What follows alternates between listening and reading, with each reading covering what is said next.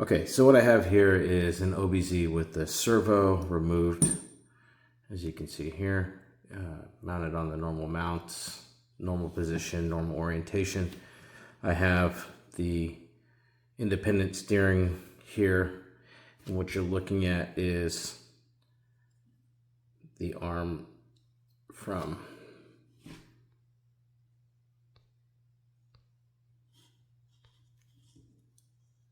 there it goes. Okay, from essentially this direction, you can see that it still has a countersunk hole, and it has this one just has a single mark to kind of denote that it's the 0 or 1, if you will, but essentially the first before it goes any with any more toe out. And it's kind of, it may be hard to see, but there is that little ball end in there, and then this is a 2x8 countersunk screw, so I can pull that out of there. And then you can see the little ball end in there. You see it moving around. It's kind of wiggling a little bit. So you're going to come in through the top, obviously, to attach that to the horn. Now the horn, there's 3 here. There's a kind of a long one, if you will. We'll call that number 3. This is number 2. And this is number 1, the most shallow. And what that does is it just essentially shows you, depending on the servo you have, the depth between the horn and where it connects to the steering rod could vary. So rather than put spacers in there, I just made 3 of varying lengths. What I found is the medium one works with the black AO6 V2. The narrow one works with that like blue and yellow colored V2 or AO6. And then this one that's real deep works with the cheap servo that comes in the base kit, the bare bones kit, if you will. And the way these connect is you take this and you basically screw your normal mount, your normal horn screw through there on the bottom, and then on the back side you have a hole, a single hole, where we're going to mount our 2mm screw to attach it. So it attaches just like that. And so you need to have an M2 hole, a screw hole, a 2mm screw hole for your 2mm screw. And that can be like a 2x6 button head is actually what I recommend. It's a 2x6 button head for that one. You're just trying to mount this to that horn, and what happens is this lower hole keeps it from rotating, because if you just did a single screw in that center, on the top center one there, it's not going to be tight enough to keep this thing from rotating. So I tried it before and it just wasn't good enough. So you're going to have to, just work with this. It would be nice to have a full double hold servo horn kind of thing. If somebody finds a servo horn that's got the 2 prongs on it, I can certainly take the time to make the links the proper length. But for now, this is just what's going to have to do the duty. Okay, before you start attaching screws to these 3 holes, you're going to want to ream them out with the 1.7. It takes just a little bit of material out, but it's just enough to where you can get your screws in really easily without putting a lot of pressure on the whole thing while you're screwing into it. Because if you're trying to put a screw through a hole that's too small, this is not going to be able to tolerate the torque you're going to put on that screw. So it's good to just tap it out a little, before you hit it. And trust me, it's going to be good. Okay, now at this point, you're going to attach this horn onto the horn, or this overlay, or whatever you want to call it, onto the horn. So let's just do this like this. Probably edit all this fumbly jumbly out. And so get on there. And remember, you're not going to go full torque, okay? You're just trying to get it so that it can be aligned.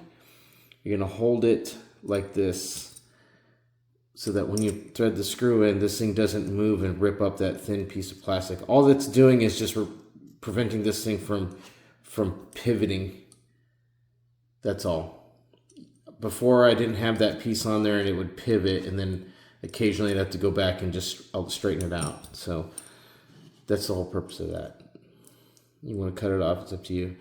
But with that hole essentially already drilled out 1.7, you can maybe get away with 1.8, but 1.7 works for me, so that's what I recommend. Now it won't pivot or rotate. It's in there nice and good and tight, as they say in Germany. I make it just, you know, snug. It's not going anywhere. And then I take this screw again and just seat it and just give it a little quarter turn tight, because you know it's not going anywhere. They don't come loose or anything like that. Then you can put it back in the car.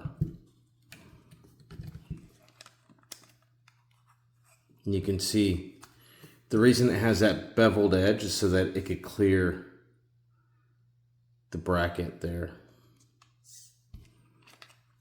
You know how to put this on already. We're going to just edit this part out. And edit. And cut. Put that out.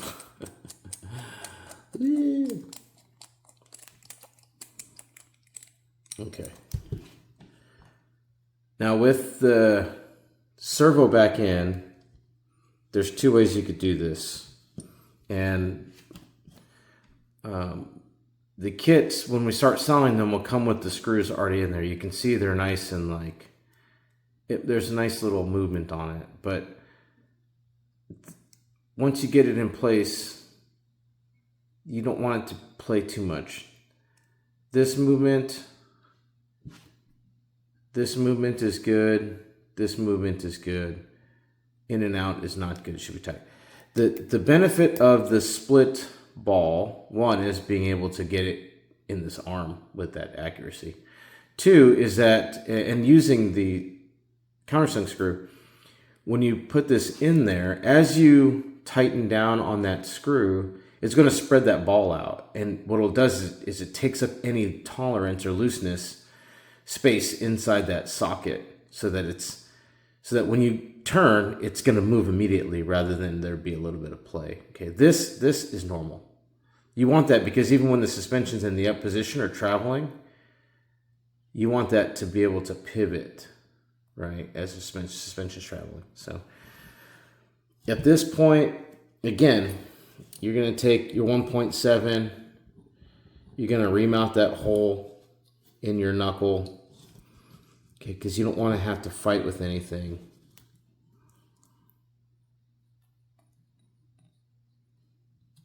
If it's not already reamed out.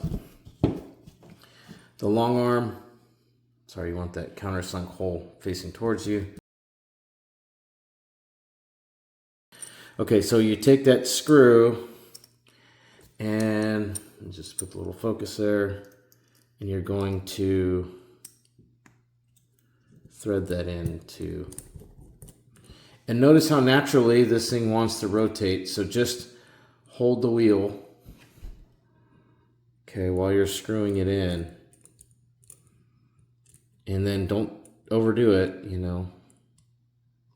Just, this should still move until it doesn't move. And I'll show you that this should not move in and out, but it should move freely. That's tight. That's a little too tight for me. I'd loosen that. So we're just gonna do a little 32nd of a turn. It's not too bad, but I'm gonna do it again.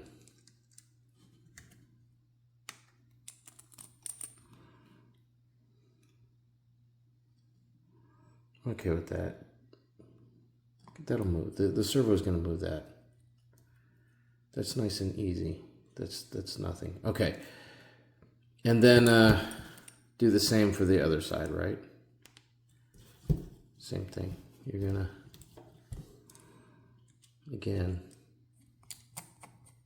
screw it in. Hold on, sorry. You see me tap the, I tapped the knuckle like it was gonna focus on the knuckle, and I meant to tap the screen. My brain was telling me to do that. So that's pretty good. Let's see what we can see here. So that should, see, it doesn't move. Does this good? This is good. This is good, and it doesn't come in and out. That it doesn't move in and out. So that's what you want. That way, when you turn, as soon as you turn, it's going to turn.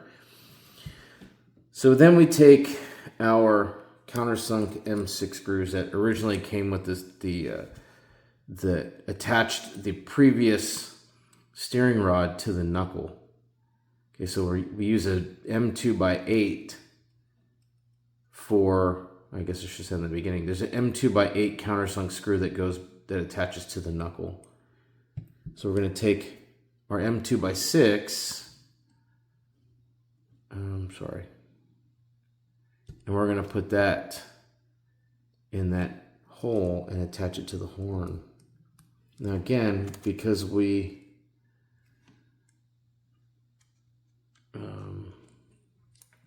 pre-drilled that hole, it should go in there nice and good like, right? And see how the wheel naturally wants to turn, so you just hold the wheel, go slow. See, we're putting pressure on everything.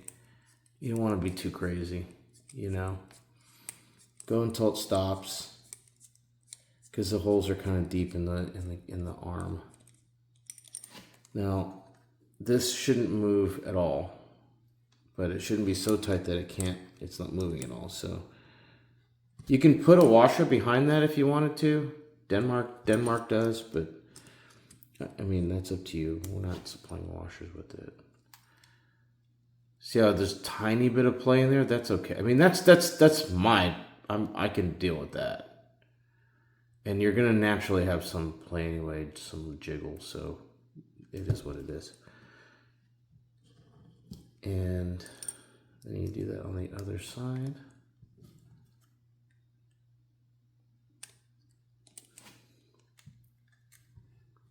Nope.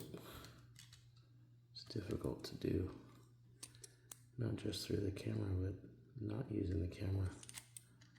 So again, I'm gonna thread that on. 17 minutes already. I'm gonna edit a bunch of stuff out. And see how one side doesn't have any play and the other side has a bunch of play? You're gonna want to take all of that out. But hold the wheels from moving. It puts a little bit of pressure on everything. Is that moving a little? Okay, let's pause. Alright, so I'm putting a battery in it. I'm not going to drive it or anything because that's not necessary. It's missing the, whatchamacallit, transponder.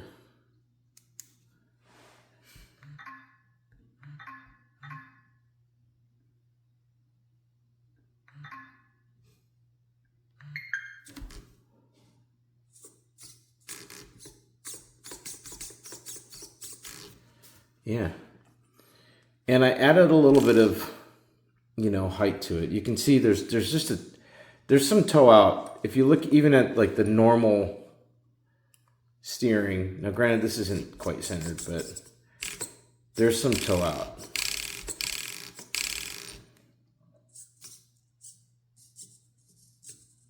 And you can see what's happening with the steering. It actually does lift it at that outside tire.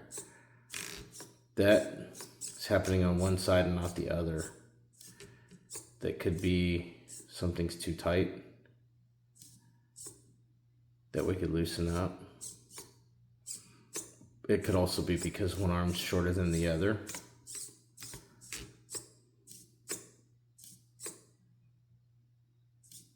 I'll have to figure that out. Let's see. Maybe this is too tight here.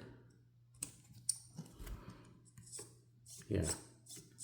So you see that? So you just have to play with it, right? Because now I have a little bit of play there, but what I gained was that when I turn to the right, it's not going to understeer, right? So if you find the car's understeering, it could be because it's lifting a tire. So let's look at the throw here, just for all intents and purposes. Some of you are going to go, oh, that looks like garbage. That's never going to work. Well, you can design it and 3D print it, or rather just print it and then try it, test it, and go, damn, this is really actually pretty decent. And I might not have full, to the right or whatever to my endpoint. My endpoint to the right is actually 73. My endpoint to the left is 63. They're nearly the same. And I will tell you, I did notice that, turning left and right was different, but you're going to have to, set it up against the edge of the track and then turn and then drive out in a circle and then, and then flip it around and do the same thing to get your, however much steering you want, if you will, steering throw. But yeah, so I think that's it. It's going to be available on the site for sale for the file, and then as I get feedback or whatever, we make updates to it. I'll just update the one that's there. Then you should be able to just continue to download it, I think, or we'll figure out how that works. Maybe you'll get some code, some unlimited code that you can put on the internet and make it free for everybody. I don't think it's going to be like that, but we'll figure it out. We'll go from there. And if you have any questions, obviously hit me up, Chris Hernandez on Facebook, or through Bye Bye Racing Facebook, or whatever. But they'll be on this site, $5 for now, and then for the files, and then we'll as we get to the point where everyone's satisfied with the design, then we'll start making it. We'll start 3D printing them for sale. We'll probably just start including it with the kit that you get. Look at that, tire's all glazed up. That don't make any sense. Anyways, let's see what happens. Oh my gosh, look at that. All right. Oh, I guess we can get some video too of what it looks like when it's going up and down.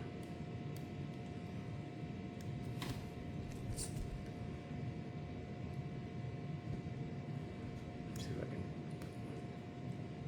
see that.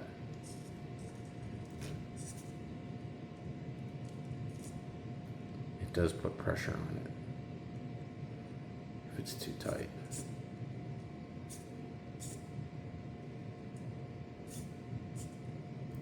As you go too far, it then binds up a little bit. But see, not this one, not this side.